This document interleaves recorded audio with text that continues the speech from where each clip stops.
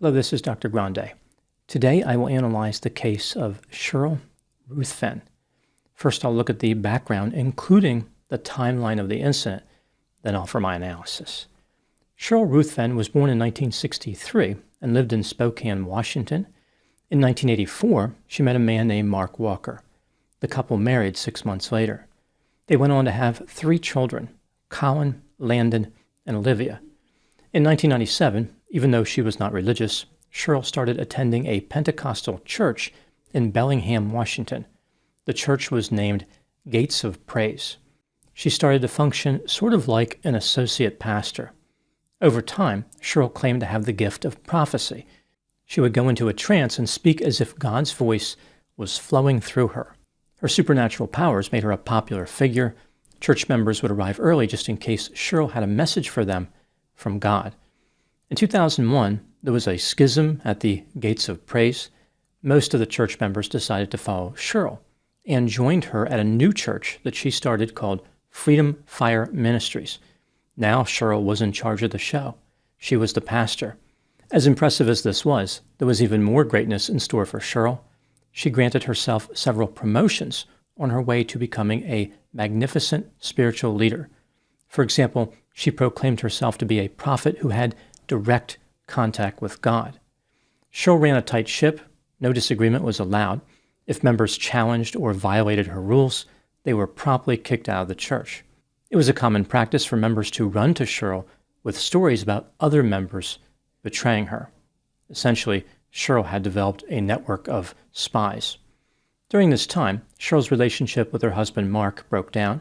She accused him of pushing her, and he was arrested, but the charges were dismissed. In 2004, the couple divorced and shared custody of their 3 children. Sheryl continued her spiritual ministry. Her church was supposed to be Christian, but Sheryl did not restrict herself to just one religious belief system. She started incorporating many other religions into her doctrine. For instance, the church stopped celebrating Christmas and Easter, but instead recognized Jewish holidays. In 2005, Sheryl changed the name of the church to Moriah Ministries, as in Mount Moriah from the book of Genesis, where God told Abraham to sacrifice Isaac. Over time, Sheryl introduced even more elements from other religions. For instance, in the church, it was not unusual to hear about healing crystals, New Age philosophy, Greek gods, Egyptian gods, and Buddhist meditation. Sheryl once again changed the name of the church, this time to Oneness Foundation. The church moved to a Masonic hall in Blaine, Washington, 23 miles northwest of Bellingham. On one occasion, Sheryl and the church members went to see the movie The Da Vinci Code, which led Sheryl to finding inspiration. After this, she declared that she was actually Mary Magdalene and had been reincarnated. Later, another promotion came Sheryl's way. She declared herself to be a Messiah who would create a new Eden after the apocalypse. Consistent with Sheryl's incredible status as a Messiah, the church members bowed down to her, kissed her feet, and consumed grape juice as communion, which contained a drop of Sheryl's blood.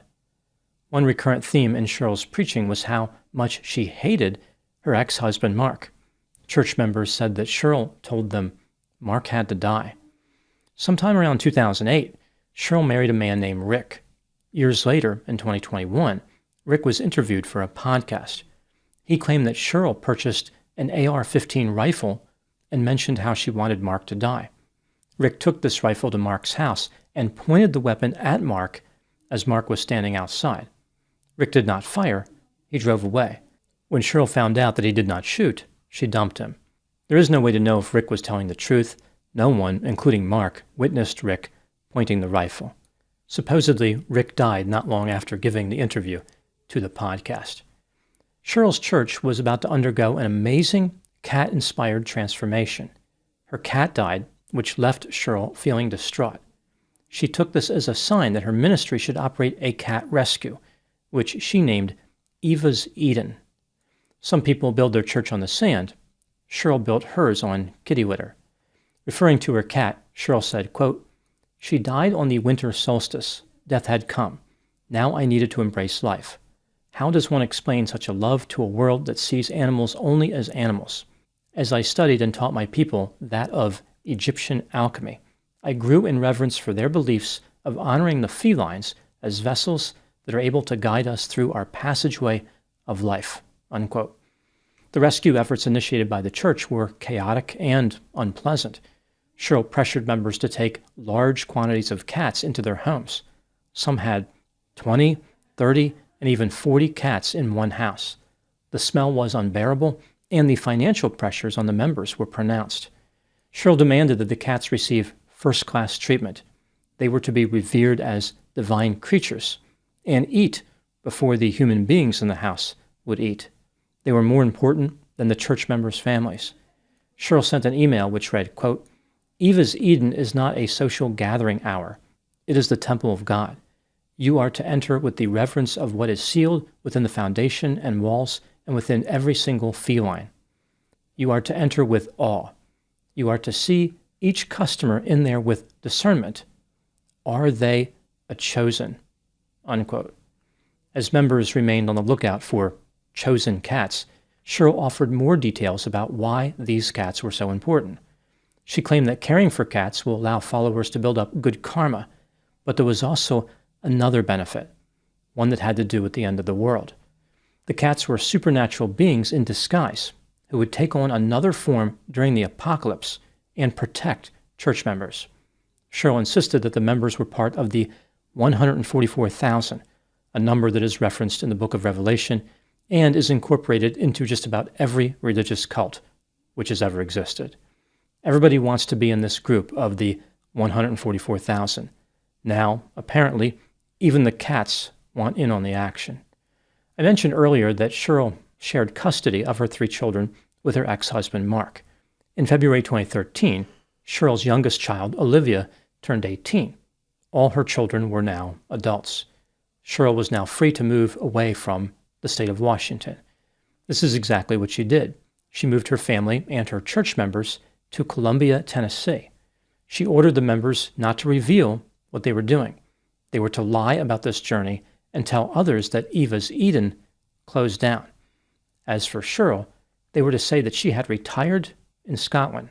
One of Sheryl's emails to members read, quote, "Please don't make me regret opening the doors for you to come with me to Tennessee. I am going to start over and to have no one know anything about myself, the cult, or the church." Unquote. It's curious that Sheryl actually used the word cult. The members obeyed Sheryl's commands. They were excited to move to Tennessee and prepare for the apocalypse. As they waited for the end of the world, they continued operating Eva's Eden in Tennessee. They even had a trailer which functioned as a cat playground. It was important to keep the cats happy because, again, the cats were supernatural beings who would protect them. Dissatisfied cats would leave the members to fend for themselves during the apocalypse without feline-facilitated fortification. Each member was forced to contemplate how the fate of their eternal soul rested on whether or not Whiskers received his daily belly rub. Despite the pivotal role of cats in the church doctrine, workers at the cat rescue did not mention the religious belief system to visitors. Rather, they simply represented themselves as wanting to bring love to the world, one cat at a time. At this point, the cat rescue received a little bit of unwanted attention. Mark Walker had remarried to a woman named Mary. She started a Facebook page called "Is There a Cult in Columbia, Tennessee?"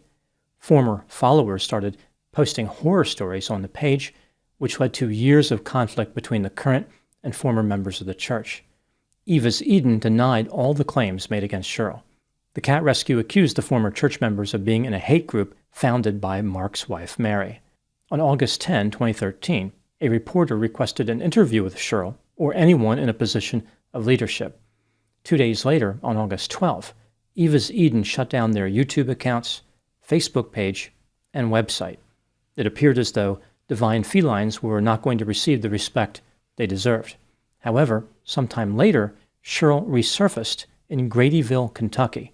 She opened an animal rescue called Da Vinci's Dream. This company provides services to both cats and dogs. It's not clear if the dogs are post-apocalyptic, demon-destroying supernatural protectors or not. If they are, then those cats are going to have some competition. Now moving to my analysis. Here are my thoughts on a few areas that stood out to me in this case. Item number 1. If Sheryl was a cult leader, what was it about her that made her attractive to members? She had between 100 and 200 followers. How was this possible? Former members described Sheryl as having irresistible magnetism and being wealthy, blonde, and tall.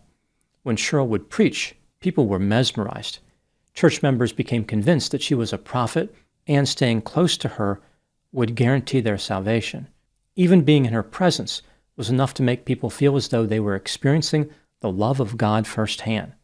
One former member said, quote, "It felt like a waterfall when I walked into Sheryl's church. I felt alive again," unquote. Even when the divine cat doctrine was introduced, members were still fascinated by Sheryl. She wasn't just the cat's pajamas. She was the whole wardrobe, complete with 9 lives worth of authority. Item number 2, members of Sheryl's church didn't seem too picky about specific religious beliefs. Again, she incorporated beliefs from many different religions. It was just a big, chaotic, and confusing mess. The main focus was on Sheryl herself. So the specific religious tenets that she adopted or rejected did not really matter. Again, Sheryl was the Messiah. There came a point where the members were essentially just worshiping her. Their religion was Sheryl. She even had songs of praise dedicated to her. Here are a few lyrics for one of these. Quote, "Athena spreads her wings and lifts her staff. She opens up the door and says, 'Come in.' I recognize you. You are Magdalene. You have the power to recreate Eden. So come in, Magdalene. So come in, Magdalene," unquote. Sheryl's talent for writing lyrics was as impressive as her talent for being a prophet. Item number 3, did Sheryl operate a cult? Sheryl's church appeared to meet several of the criteria to be a cult. For example, a cult is authoritarian and manipulative. It tends to target middle-class citizens. It is based around communal goals. It uses aggressive conversion methods. And a cult employs a relatively new belief system in the culture of origin. For that last criterion, Sheryl really knocked it out of the park with her divine cat doctrine. There are 2 criteria which Sheryl did not meet, namely, a cult uses mind control strategies, and it indoctrinates members using a system. I don't think Sheryl was that sophisticated. Considering how Sheryl met 5 of the 7 criteria, it is reasonable to believe that she was running a cult. Item number 4, what do I think happened in this case? This is just a theory, my opinion. Sheryl Ruthven was self-centered, grandiose, manipulative, deceptive, cold, callous, arrogant, condescending, creative, vindictive, petty, falsely believed she was special, possessed superficial charm, had an astonishing level of confidence, had a sense of entitlement, and was exceedingly creepy. She was attracted to working as a pastor not because of some appreciation for theology. Rather, she wanted attention and liked to hear herself talk. Her rambling and nonsensical preaching inspired church members, some of whom were vulnerable, dependent, subservient, had poor critical thinking skills, and had a high level of agreeableness. Sheryl's belief that she was special led to church members believing they were special too. They were in the presence of a deity and were very fortunate. As the church members continued to fixate on Sheryl, it did not matter how bizarre her demands became. Even when she ordered the church members to treat cats like demigods, they were happy to comply. They looked forward to being protected by their furry and ferocious feline friends. During the end times, these courageous kitties would claw their way to carnage. Now moving to my final thoughts. One theme which has emerged after studying many different cults is how cult members are not that picky. Any cult leader who makes them feel special is acceptable. In a sense, the only thing an effective cult leader needs is to sell members on a promise of greatness in the afterlife. Cult members aren't just looking to be saved. They want to be exalted. They demand membership in a small group who will be glorified during the apocalypse and beyond. In this sense, the narcissism of a cult leader often corresponds to the narcissism of the cult members. These followers may be manipulated into accepting a leader, but their own narcissism makes that manipulation very easy. If the story that hooked cult members was about divine cats roaming the earth during the apocalypse, blowing away demons like Terminators, then they need to take a hard look at their own gullibility. Those are my thoughts on the case of Sheryl Ruthven. Thank you so much for watching. I'll talk to you soon.